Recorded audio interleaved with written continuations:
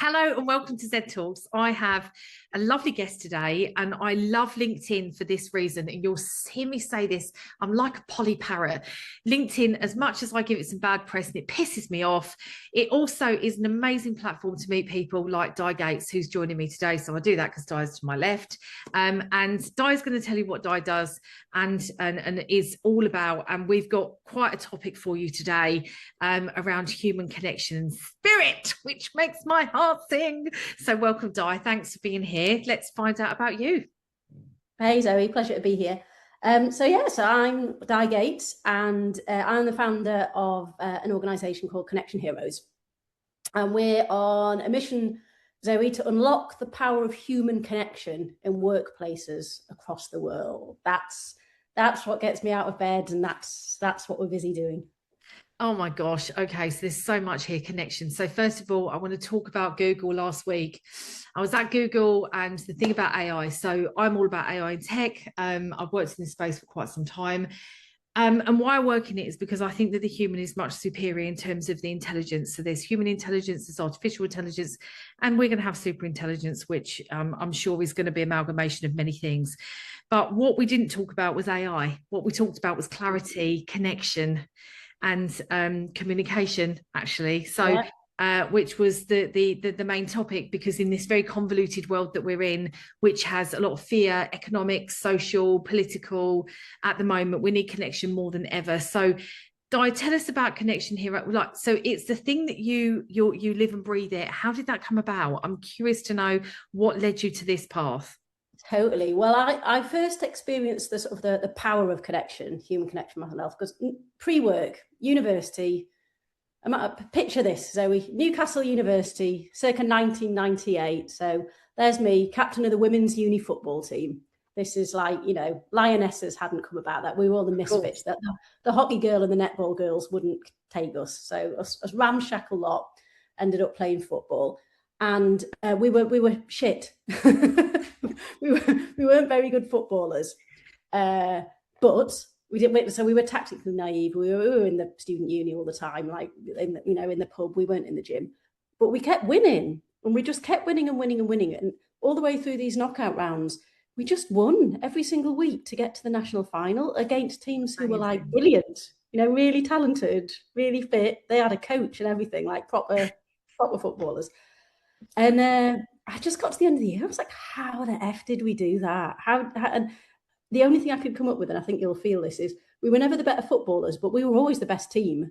There was something that I couldn't define at the time, and I struggle to define now, that just connected us. The level of just trust we had, understanding, how much we liked each other, just how we connected as humans, translated onto the pitch to us anticipating each other, backing each other up, running our little legs off for each other. And that translated into the result. We won. And that just triggered in me something that's never left. So that's 30 odd years ago now. It inspired me to do what I went on to study in my master's around human communication. It influenced. So I've never had a proper job, Zoe. I've always run my own businesses. And this thread of creating, I suppose, in grown-up worlds, we now talk about culture and psychological safety. Back then, it wasn't. There was something about the zeitgeist of the moment in that team that translated. So it's influenced how I've run the businesses that I've run since then. And for the last 18 years as a collaboration consultant, that's what I've been doing. I've been spending time with organizations in really tricky moments when everything feels messy and gnarly and teams are falling out. I've been going in with structures and approaches, ideas, tools and tactics to reconnect those teams. And I love it so much that I've translated that, and that's at the heart of the new business, Connection Heroes, which is in its essence a training business, but it's a lot more than that. Well, that's where it all started. It started from a load of wonky footballers figuring out Brilliant. How did we do it. And I'm looking down because I'm making some notes, because there's some really, and I don't do this a lot, but I kind of like, I get very excited, and then I with high ADHD I also go all over the place. So Do it. really, really good. My God, yeah. How isn't it incredible how one event or a period in life or a series of events lead us to discover this thing that we can't quite explain why or how at that time, but we know that we just want to bottle it and kind of amplify it, because it becomes very infectious when something kind of fusion works. And what was coming up for me, and this will be no shocks or no surprises to people that are in my community, I'm a highly spiritual being. So energy for me and connection is energy. And it's energy with myself, first of all. So what connection I have with myself, and how comfortable and vulnerable I am with myself versus enables me to be vulnerable and open with other people. And it's taken a long time, 50s, 40s was grappling with this, 50s got there, and it's still work, right? It's still, I called it the work, the inner work, and it never stops. But the body keeps a score. This is what comes through my mind as you were talking. The body keeps a score. And I think that because physical sport is such a in your face, it is physical. And we are using modalities in different ways when we're on a field or a court or anything. We're not thinking here. We're feeling. Absolutely. With all of this sensories going nuts all around us, sound, sights, temperature, our senses, our smell, everything is kind of like on high alert. But this is the thing that's kind of dialed down that when we're doing kind of intensive physical work. And I always think that the body keeps a score. Energy doesn't lie.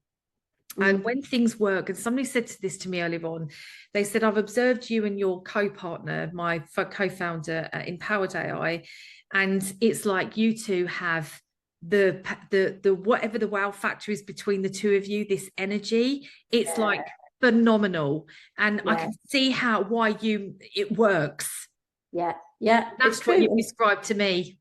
It is. And we have this urge to explain and understand, but your explanation of it might be different to mine. Doesn't matter if it works and it connects for you. But yeah, it instilled me. I remember the last of those football matches. So this is 30 odd years ago now, Zoe. And in the last moment of the last match, which got us through to the final, I'm not saying this to claim the glory, but I scored the last goal. Scored the goal that got us through. And I'm, like I say, I'm shit. It's not about that. But it's the fact that I can remember the moment. I remember the moment and how it felt. And it would have been inelegant and not tactical look that I just flung myself. But I remember the moment of the feeling of when the ball hit my foot and went into the goal, because it wasn't really me striking it. It sort of just deflected off me in some inelegant fashion. But the feeling of that moment when I turned to the team and we knew we'd done it. To remember, when I do sessions with organisations and I ask people to close their eyes and think of a moment in the workplace when they've experienced human connection. And even now, just thinking about some of the things that people have said, I can feel my hairs going up. But people remember moments from, 15, 20, 30, 40 years ago in their career when someone either just noticed they'd had a crap weekend and cared about them on the Monday morning, or when, a boss just saw something in a junior member of staff and gave them a chance. But these little moments, and people are recording and remembering them and recounting them in our sessions, 20, 30, 40 years later, these moments of connection. And there's two things. One, I'm always amazed to hear them because they're special and when people start sharing these things. But two, my concern is that also shows a scarcity of them. Because if you can remember these moments, that just proves that they're rare. There's something precious and rare. And I want more of them. I want more of these moments of connection, more of these support, because in our workplace today, it's needed more than ever, like levels of trust and understanding. And there's so many really important, let's say metrics, but experiences in the workplace that are so different now to how they were 20, 30 years ago. We really need to be intentional about creating more of these moments. These moments that matter are data points. If anyone's into this and thinking, well, it's subjective, well, it's my data point. And it was a data point that happened for me because it was so, all the me's. I'm just amplifying sort of what you were saying. And I think that that's so magical, and it is magic, but that is the human spirit and connection. And we can look at neuroscience, we can look at data point, we can look at statistics and stuff, but there's something unexplainable in when why are we attracted to a car when we walk in a house that we feel we can live here? When we go into a restaurant and we think, oh, this is going to be a great night, or we meet a partner or a person and think they're significant in our life, or we are attracted to someone or something.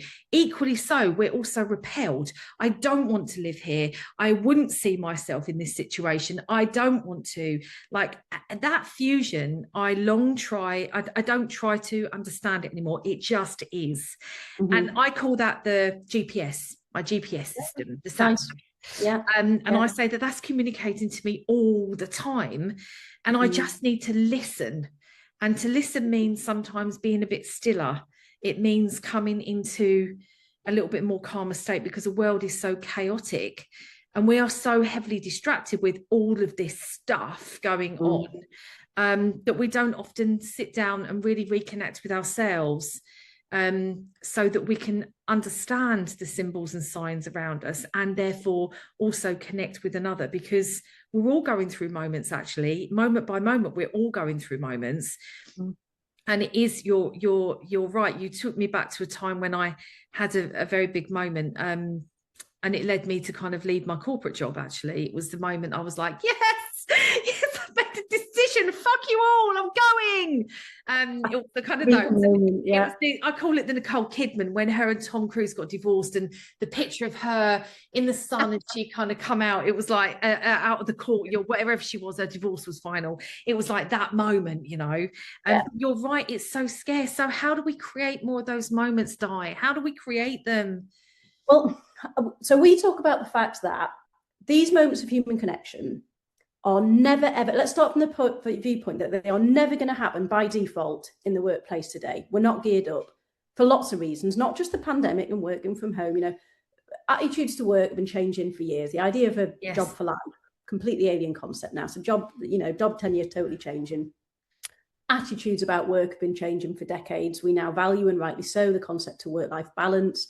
We've had things like, the gig economy, 0 hours, introducing a more transactional piece of work. So we either cry about the fact that work's not what it was, or we pull our big girl knickers on and we say, right, it's different now. And in this new world of this distributed, super, super, super fast-paced, changing world, human connection isn't going to happen by default, let's assume. So then we have to say, number one, if we value it, which we should, because you talk about data, the data coming out proving the impact of reduced connection on engagement, productivity, retention, absenteeism, more connected teams. When teams see, hear, value and trust each other, every important metric goes up, whether that's around well-being or productivity, it doesn't matter.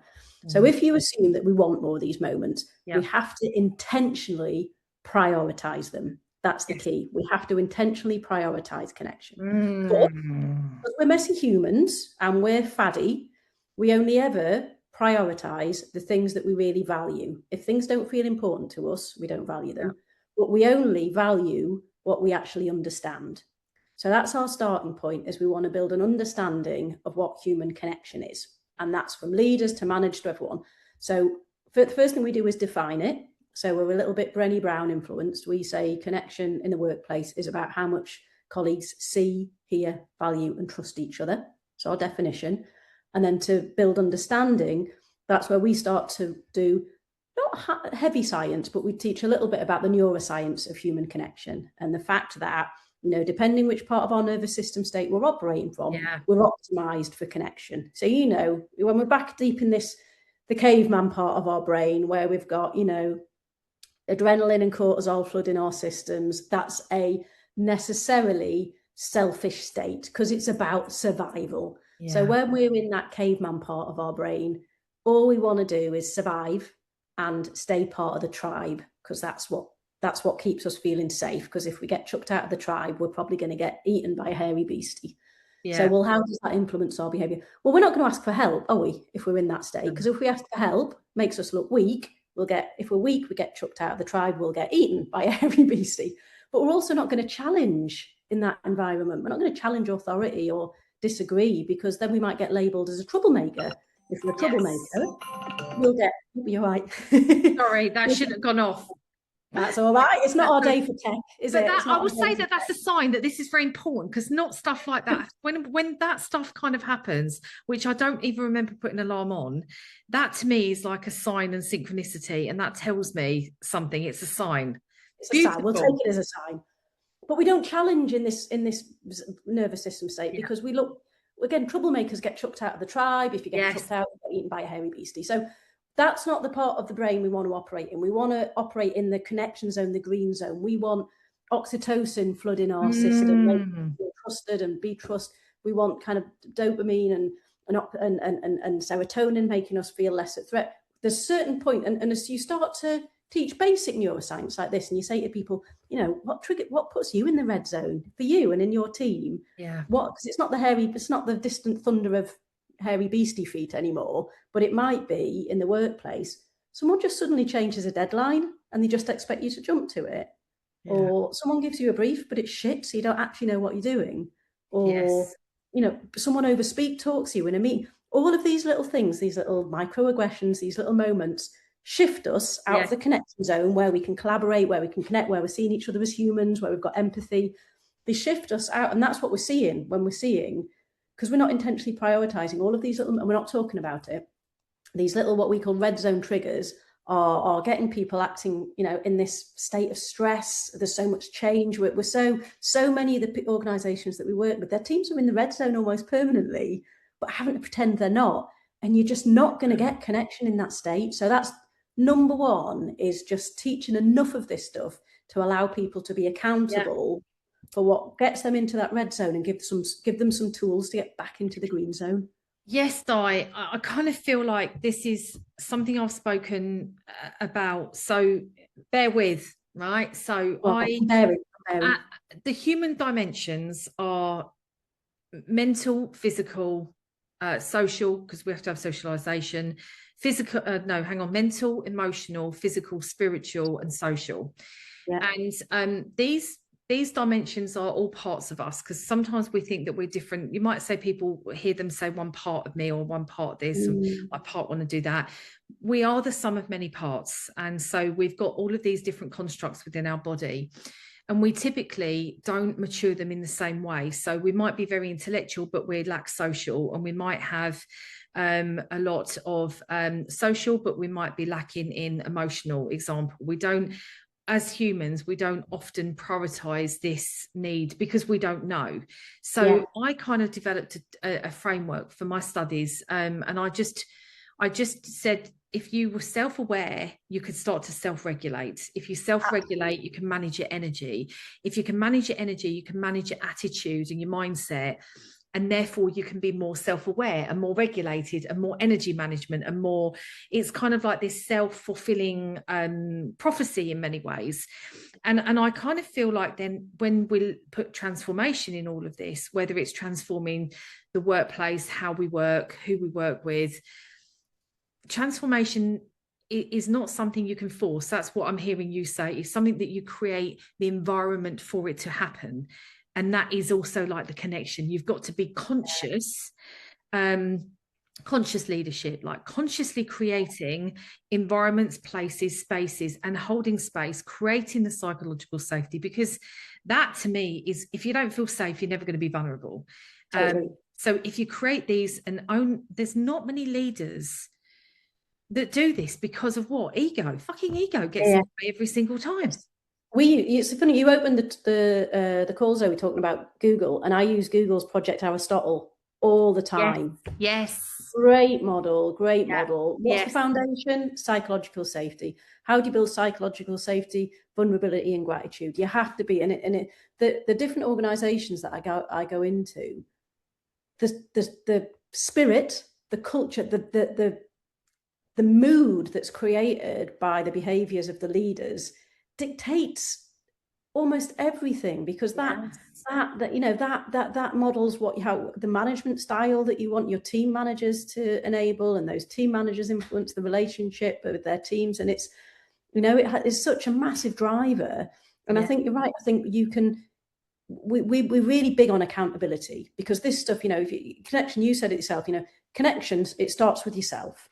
Yeah, if you're not tuned in, if you're faking yourself, which we're all totally capable of doing, and arguably sometimes we need to do that to get through some shitty days. But if you're not connected in with yourself and your own drivers and your own motivations and what your own triggers are and all of that sort of stuff, it's how can you then step on to other people? And much as, like you said, you can't force transformation, I agree, but I do think because it's easy for some people to be vulnerable and it's not easy for others, and there are ways that we call them connection rituals, where we can systemize some of the habits that can start to lead to more connection. So great case in point when we talk about vulnerability. When we work with organizations, we'll help them. We have big discussions where we say, why does connection matter here and what's stopping it? What are the things that are blocking and stopping connection? And sometimes it's people issues and sometimes it's process issues. And so you bring out your dead, bring out all of the reasons why connection's not happening. And they say, right, what are we going to do about it? Let's design some connection rituals, some little things that we can do every day or every week, little things as a team to dial up connection. And one of them, and it's my favorite one, it's something that you can do just on your Friday meetings, end of week Friday mornings, end of week Friday meetings, just make it an agenda point, and it's Fuck Up Friday.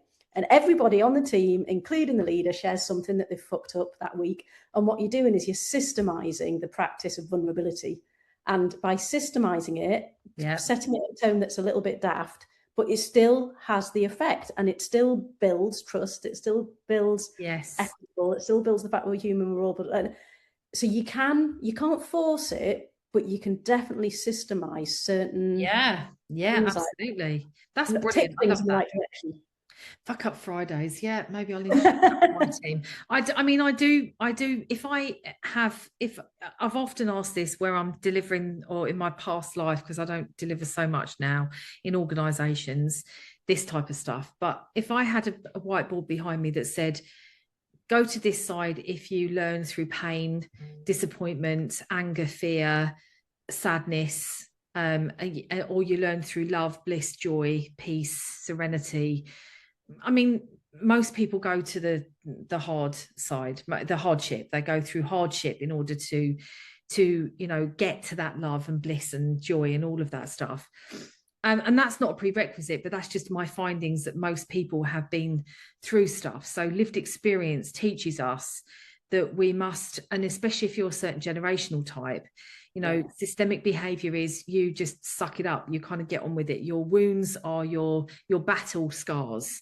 And so you mustn't talk about those because it makes you very vulnerable. And I remember actually one time I got super emotional, and it was a big meeting. I had a big HR team, and I did have a little well up and managed to sort of pull it back. And I remember this was probably 10 years ago. I remember the hushed sort of like, oh, so it's having a moment. Oh, what's going to happen here? And embarrassment, like, don't look, just. And it was only after that I think my team and I actually had a much better conversation around, which was full more of empathy, compassion, kindness, sympathy, which led to better relationships, because I showed that, because there was something in me that I've been always quite tough. If you work with me in my younger years, most people said I was a brilliant leader in terms of I helped them in their career. Was I a bitch? Yes. I'm not proud of that, but that was in a masculine world. I just exhibited the masculine energy, and this is nothing to do with gender, but what they did was teach me is driving and doing and not being, and into a more gentle way of it. Just, so I'm not excusing myself for it, but there was definitely things I didn't know. No, I remember my first business. I had my business partner was a woman, and she was a bit older than me. I was a baby. I was like in my early 20s, whereas she had a couple of kids already. And I remember going to a business partner meeting and looking in the back, and she had a child seat in the back. And I said to her, oh, should we take that out because it give the wrong impression? And that's me as a woman, a feminist. I would class myself as now. Then I was a naive dick. But saying that, does this give this looks unprofessional because you have a child seat in your back, But we've got to look. But I just think if you learn from your own, but you've got to be comfortable with yourself, though. To your point, is when you know your own triggers, drivers, you know yourself back to front, inside out and upside down, and you know how, you know, I can predict how I will react in most situations now, and I will not avoid certain situations, but I will go in with certain space to give myself space to pause. So how do I want to react here? And I may be very triggered, but I've learned, maybe through age and biting experiences, like having that space to kind of really think about, well, what is the outcome I want to drive here? Do I want to be right, or do I want to kind of like see us through this without, you know? And it's no problem to have a point of difference. It's no problem to have a debate. But you've got to stand with conviction in what you mean and be okay with that. Absolutely. And that's the thing. It's like what you're talking about. It's just about being fully accountable for your actions. So like, I know for me, one of the things that really stresses me out is not just being late for things, the idea of being late. The idea of being late for something, it kills me and it drains my energy. It absolutely drains my energy. So I know, for example, if I was down delivering a session in Peterborough a couple of weeks ago. I got there deliberately, ridiculously early, like 2 hours before, 2.5 hours before. Found the hotel I was delivering at, went for a nice wander, sat in a nice square, had a nice coffee, had a neb at the cathedral, turned up full of energy. And it's interesting what you said before about, you know, time versus energy. Can't create more time in the day, can you? You can't, it's finite, but you can drain or top up your energy, absolutely, by knowing yourself. And I know that I'd rather lose time on that travel, because I would be every hour on that train going down, or every hour in prep before delivering the session, knowing that I was going to be on time, knowing that I wasn't going to be rushed. My energy was just flowing. And by the time I got in there, I was ready. I was bang on. My energy was exactly where it needed to be. And I think if you can give your team the gift of accountability so that they can manage their energy, that's an amazing thing to do. It really is. And I also have this little kind of thought, and I haven't put it out because I've got a little ebook about it, but I produced it some years ago. People are like plants. And I've got quite a lot of plants around me because this is interesting, you see, because I kill a plant as soon as I look at it. So. Okay, so if you think of people are like plants, so if I think of shrubs are hardy. You can put them in a bit of all conditions and they'll kind of roughly survive it, but they don't, I mean, they're just very hardy. They're very hardy. If you put I can't keep an orchid alive. There's no way. Now, orchids like sort of humid, sunny, partial sunny climates. Then you go to the Mediterranean, you'll see the bougainvillea, and then you'll see some daffodils that come up once a year, or perennials. And then we've got, you know, good old fashioned trees, all sorts of trees. Some of them lose their things in the winter. Some of them don't, right? So I just think that we all have the right environment that we survive in, but we've got to know what plant we are. And by knowing self and knowing what plant you are, you can go and plant yourself in the place and the environment that suits you best.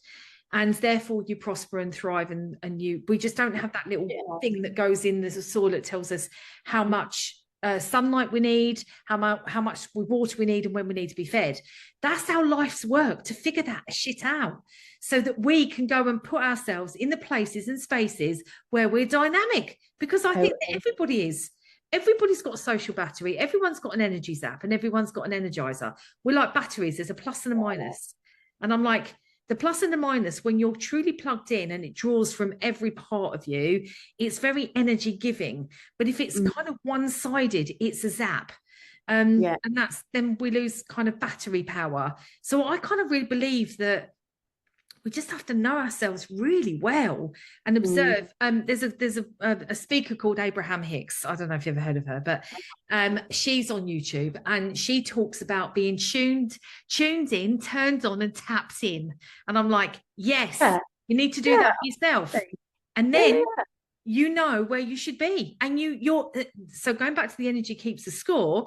If you then listen to your body in response to those situations, you know where your nervous system is. I'm in a place to receive, I'm calm, and this is why I have a whoop, so I can see my stress levels.